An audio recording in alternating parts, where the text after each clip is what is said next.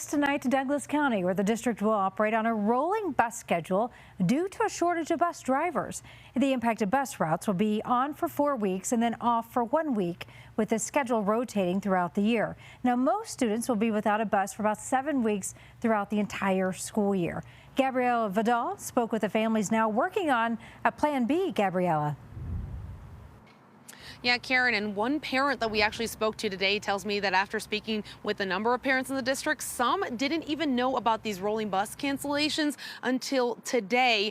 But even those who knew as earlier as this beginning of this week say that this is still not enough time to prepare. It's stressful, to say the least. Stress is mounting for parents like Bobbie McDonald. We're 9 miles from my kids' school, so it's 15 to 20 minutes to get there. As they work to fill in the gaps imposed by Douglas County School District's rolling bus cancellations. This is not what you're expecting to come across, that your kids aren't going to have bus services for 7 weeks out of the school year. We know that this is not the ideal solution. We recognize that. We know this puts our families in a bind. However, this is an improvement over last year. Last year, our transportation families would receive a cancellation notice often day of. Paula Hands works with the district. She says Douglas County schools are short 104 bus drivers and 32 transportation educational assistants. The funding shortage is a big challenge for us. Neighboring districts who have passed, for example, mill levy overrides, are able to pay their staff, their bus drivers and teachers, a more competitive salary. The school board is hoping to change that by voting to put a $66 million mill levy override on the November ballot. But in the short term, I've talked to single moms who are working and need to work to support her children and literally have no idea.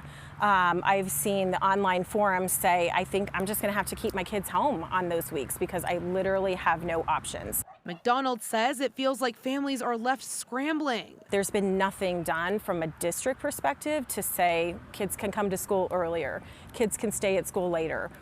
There's childcare resources. It just feels like a crisis time, like, you know, we've got to get the kids there or find a way to get them the schooling solutions like online, like we did during the pandemic. So none of those solutions are being talked about. I think that's the concern.